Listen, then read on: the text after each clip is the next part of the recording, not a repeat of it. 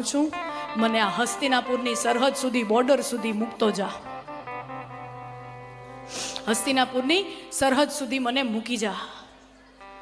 પ્રભુ, હું તો છું જ સૂતપુત્ર, હું તો છું જ સારથીનો દીકરો, રાધેય છું. અને ભગવાન મંદ મંદ મુસ્કાય, બેટા તું રાધેય નથી, તું સૂતપુત્ર નથી. રથ ઉપર બેઠા અને કર્ણનો રથ છે, ભગવાન પાછળ બેઠા છે, કર્ણનો ડ્રાઈવર સારથી બેઠો છે અને ભગવાન પાછળ બેઠા છે. અને કર્ણ સારથીને કહે છે, સારથી તું ઉતરી જા, આજે રથ હું હાંકીશ. કોઈ મહાન વ્યક્તિ આપણા ગાડીમાં બેઠું હોય, કોઈ મોટું વ્યક્તિ ગાડીમાં બેઠું હોય તો કર્ણ એટલી આચાર સંહિતા રાખે છે, ગાડી હું ચલાવીશ. અને પછી કર્ણ રથ ચલાવે છે અને પાછળ શ્રી કૃષ્ણ બેઠા છે. અને પછી બરાબર હસ્તિનાપુરના સિટી એરિયામાં, નગર વિસ્તારમાંથી બહાર નીકળ્યા, જંગલ વિસ્તારમાં આવ્યા અને ભગવાને બરાબર લાગ જોયો કે અત્યારે મોકો છે. અને ભગવાન કહે છે, હવે જોજો ભગવાનની વાત માંડવાની વસ્તુ જુઓ. પહેલાં તો એમ કહે છે કે આમ દુર્યોધન માન્યો નહીં, ભીષણ યુદ્ધ થશે. ભગવાન કહે છે, મહાભારતની અંદર વર્ણન છે, ભીષણ યુદ્ધ થશે, કરોડો કરોડો ક્ષત્રિયોનો નાશ થશે, કરોડો વિધવાઓ હશે, કરોડો નાના નાના ભૂલકાઓ બાપ વિહોણા બની જશે અને આખું પ્રજાતંત્ર ખોરવાઈ જશે. એટલે પેલા બીવડાવે છે, પેલા આખું વિકરાળ દ્રશ્ય રાખી દીધું, જોતું જોતું આટલો ડોખો થવાનો છે. અને પછી ભગવાન ધીરે ધીરે વાતો કેવી કરે, આમ આમ થશે, તેમ થશે, તેમ થશે. અને પછી એમ કે છે, પણ આ બધું અટકી શકે છે. કેવો રસ જાગે. તમને કોક એમ કે તમને વેપારમાં કરોડોનો નુકસાન થાય એમ છે, આમ થાય એમ છે. સમજો, તમારો સીએ બેઠો હોય અને તમને એમ કે તમને આમ કરશો, આમ નુકસાન થાય એમ છે, 1 નુકસાન, 2 નુકસાન, 3, 5 નુકસાન ગણાવે, પણ આમાંથી તમે બચી શકો તો તમે કેવા આમ થઈ જાઓ, હે થાય ને. પછી ભગવાન વાત કરે છે, આ બધું અટકી શકે છે. કર્ણને રસ જાગ્યો. અને તને ખબર છે આ બધું અટકાવી કોણ શકે છે? કર્ણ, આ બધું તું અટકાવી શકે એમ છો. વિચાર કરો, માણાને કેટલો પાવર આવે ને. ઓહો,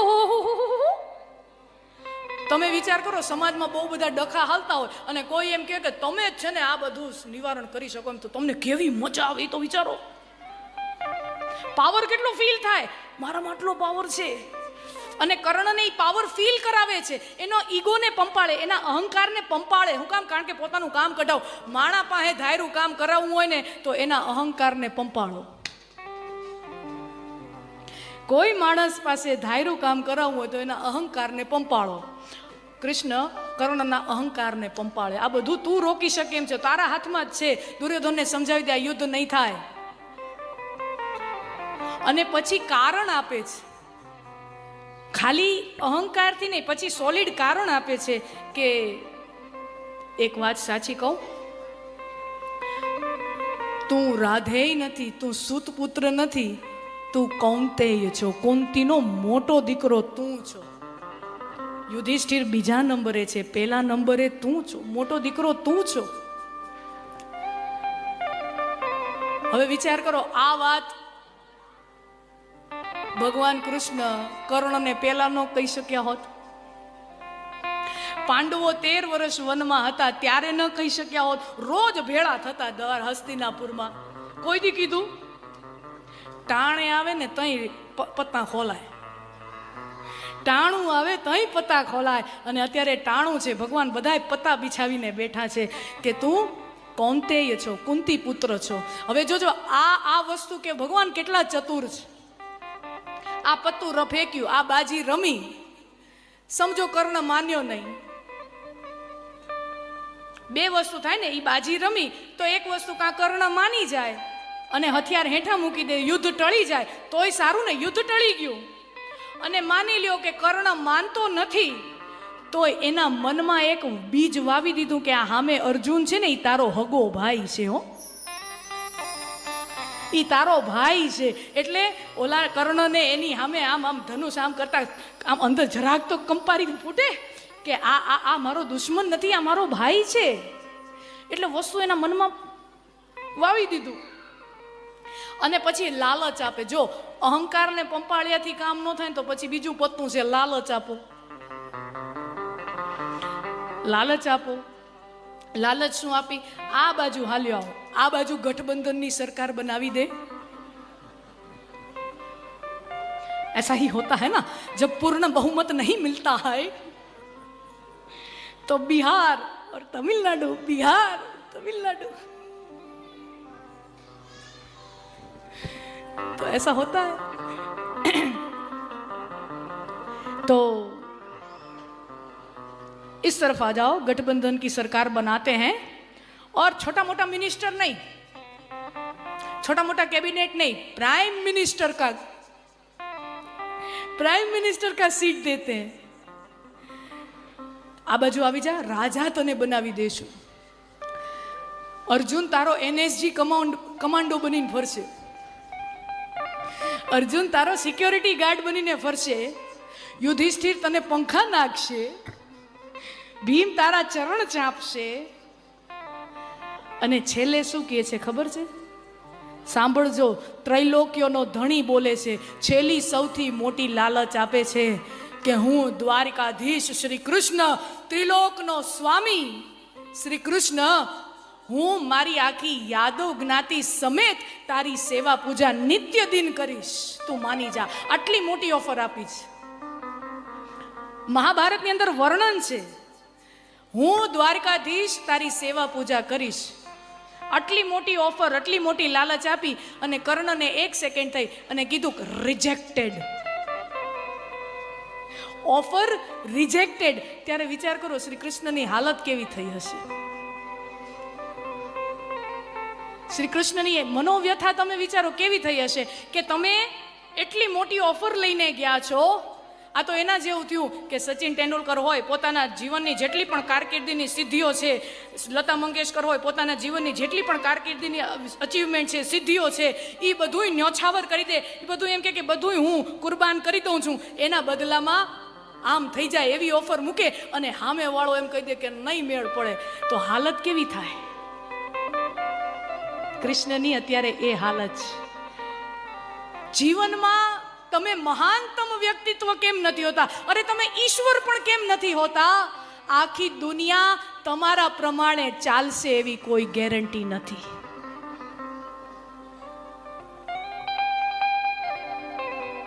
કર્ણએ ના પાડી દીધી, રિજેક્શન. થોડીક સમય પહેલા દુર્યોધને ના પાડી હતી, કર્ણએ ના પાડી. જીવનમાં આપણે ગમે તેટલા મહાન કેમ ન હોય, આપણને રિજેક્ટ કરવા વાળો, આપણને ઠુકરાવી દેવા વાળા વ્યક્તિઓ હોય છે. ત્યારે શું નાસીપાસ થઈ જાઉં, હતાશ થઈ જાઉં, ડિપ્રેશનમાં આવી જાઉં? શ્રી કૃષ્ણ પણ હાર્યા છે. કિતની બાર હારે હે. એક કથા ઉપાડું, કેટલી વખત હાર્યા છે, પણ થાક્યા નથી. પાછા ઊભા થઈને બેઠા થઈ ગયા છે. ये श्री कृष्ण है, ये कथा है. तो પછી કર્ણ ઠુકરાવી દે છે ઓફર.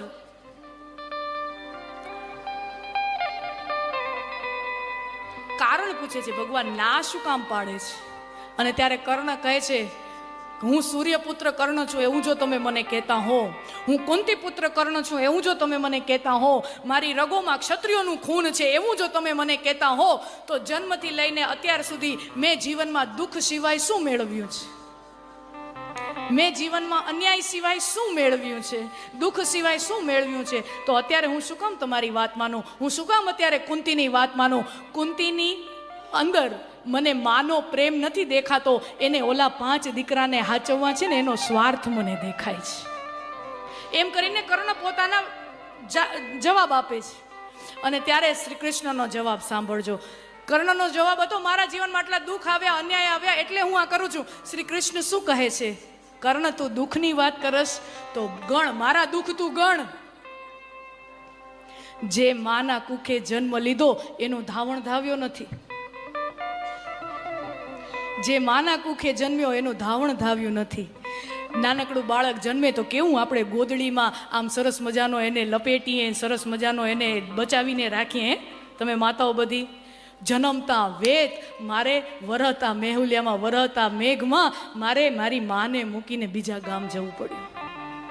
અને ત્યાંથી પૂરું નથી થયું, ત્યાંય રોજે રોજ અસુરોનો અત્યાચાર, રોજે રોજ કોક નવો અસુર આવે, વળી મારે એને મારવો, વળી મારે આમ કરવું તેમ કરવું. નાની ઉંમરમાં મોટી મોટી જવાબદારીઓ આવી.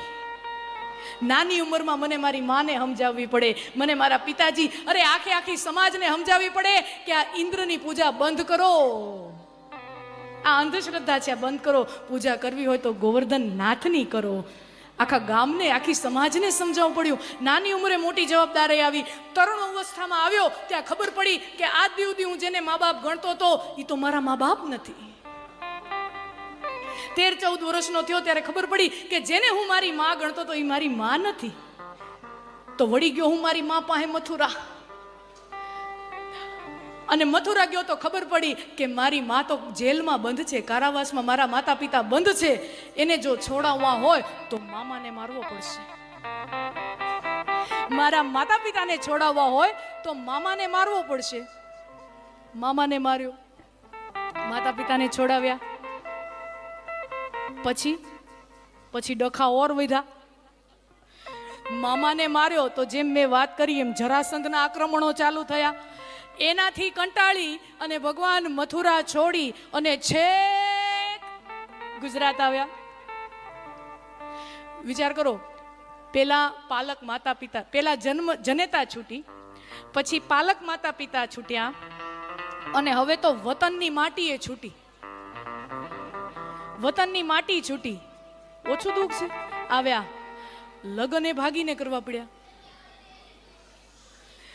લગ્ન ભાગીને કરવા પડ્યા અને હાળો નળે. જીવનમાં ડગલે ને પગલે મેં દુઃખ જોયા છે, પણ એનો મતલબ એ નથી કે આપણે અધર્મના પલડામાં જઈને બેસીએ.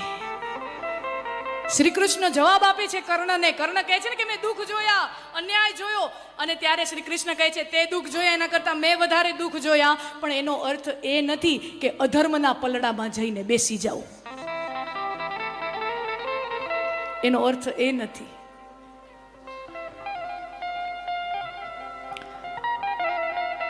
કોઈ એક વ્યક્તિ જીવનમાં જેટલા દુઃખ જોઈ શકે એના કરતા અનેક ગણા દુઃખ શ્રી કૃષ્ણએ જોયા છે. મેં આટલા લિસ્ટ ગણાવ્યા, એ અધૂરા છે. કોઈ એક વ્યક્તિ જેટલા જીવનમાં દુઃખ જોઈ શકે એના કરતા અનેક ગણા દુઃખ શ્રી કૃષ્ણએ જોયા છે, અને કોઈ એક વ્યક્તિ જેટલો આનંદ આપી શકે એના કરતા અનેક ગણો આનંદ શ્રી કૃષ્ણએ આપ્યો છે. એના કરતા અનેક ગણો આનંદ શ્રી કૃષ્ણએ આપ્યો છે. શ્રી કૃષ્ણ કે આનંદ ને વિશ્વ કો બાંધ રખા है. દુર્યોધન પાસે ગયા તો દુર્યોધનને સમજાવે છે કે ભાઈ તું યુદ્ધ છોડી દે, બદલામાં 5 ગામ લઈ લે, આ યુદ્ધ છોડી દે. પણ દુર્યોધન માનતો નથી. હસ્તિનાપુર પાંડવો પાસેથી ભગવાન નીકળ્યા ને ત્યારે દ્રૌપદી ભગવાનને પૂછે છે કે કેશવ ક્યાં જાઓ છો? તો કે હસ્તિનાપુર જાઉં છું, દુર્યોધનને સમજાવવા જાઉં છું અને શાંતિદૂત બનીને જાઉં છું. અને ત્યારે દ્રૌપદી કહે છે તને આપણા મિત્રતાની આળ છે, તને આપણા મિત્રતાની સોગંદ છે, શાંતિ લઈને ન આવતા યુદ્ધ લઈને આવજો. અને કૃષ્ણ કહે છે હે કૃષ્ણ, હે દ્રૌપદી પાંચાલી, યુદ્ધ જ લઈને આવું છું. પણ મારે આ દુનિયાને દેખાડવું છે કે આ દુર્યોધન કેટલો મૂઢ છે, આ દુર્યોધન કેટલો મૂર્ખ છે, કેટલો અહંકારી છે કે એને હું ઓફર આપું કે જે તે બીજાનું પચાવી પાડેલું છે, બીજાનું કબજે કરેલું છે, એ 95% તારી પાસે રાખ, એની પાસેથી ખાલી 5% દઈ દે, આવી ઓફર નેગોશિએશનની આપું છું. છતાં એ માનતો નથી. એટલે પછી દુનિયા જોશે ને પછી એમ કહે છે કે આ તો ધોકાવાને જ લાયક હતો. તો દુનિયા કહી શકે કે આ તો ધોકાવાને જ લાયક છે, એટલા માટે જાઉં છું. मैत्री का मूल्य समझाने को, दुर्योधन को समझाने को भगवान हस्तिनापुर आए, पांडवों का संदेशा लाए, दो न्याय अगर तो आधा दो, लेकिन इसमें भी यदि बाधा हो तो दे दो केवल 5 ग्राम, रखो अपनी धरती तमाम, हम वही खुशी से खाएंगे, परिजन पर असी न उठाएंगे, दुर्योधन ये भी दे न सका, आशीष समाज की ले न सका, उल्टे हरि को बांधने चला। कथा छे कि दुर्योधन अहंकार में आवीने पोताना सिपाहीओने कहे छे कृष्ण ने बांधो, सांकल लई आवो, उल्टे हरि को बांधने चला, जो था असाध्य साधने चला। जब नाश मनुज पर छाता है, पहले विवेक मर जाता है। जब नाश मनुज पर छाता है, पहले विवेक मर जाता है। अने हाकल करी कि कृष्ण ने बांधो, अने पछी जे भाई बाप करीने शांतिदूत बनीने आव्या था ने, बिचारा थईने आव्या था, ई पछी दुनियाने देखाड़े छे हूँ शांतिदूत बनीने आव्यो छुं, पण हूँ बिचारो नथी। अने पछी पोतानो पावर बतावे छे, पोतानी क्षमता बतावे छे। हरि ने भीषण हुंकार किया, अपना स्वरूप विस्तार किया, डगमग डगमग दिग्गज बोले डोले, भगवान कुपित होकर बोले, जंजीर बड़ी क्या लाया है, जो बांधने मुझे आया है। तारी पाहे एटली मोटी सांकळ छे के मने बांधी शक। अने पछी भगवान एम के दृग हो तो दृश्य अकांड देख, मुझ में सारा ब्रह्मांड देख, यह देख गगन मुझ में लय है, यह देख पवन मुझ में लय है, सतकोटि सूर्य सतकोटि चंद्र, सतकोटि सरित सर सिंधु मंद, सतकोटि ब्रह्मा विष्णु महेश, सतकोटि जिष्णु जलपति धनेश, सब जन्म मुझी से पाते हैं, फिर लौट मुझी में आते हैं। सब जन्म मुझी से पाते हैं, लौट मुझी में आते हैं। अमरत्व फूलता है मुझ में, संहार झूलता है मुझ में। अगर मुझे बांधना चाहे तेरा मन, जो तने बांधवानी तेवड़ होय तो पहले बांधिए अनंत गगन।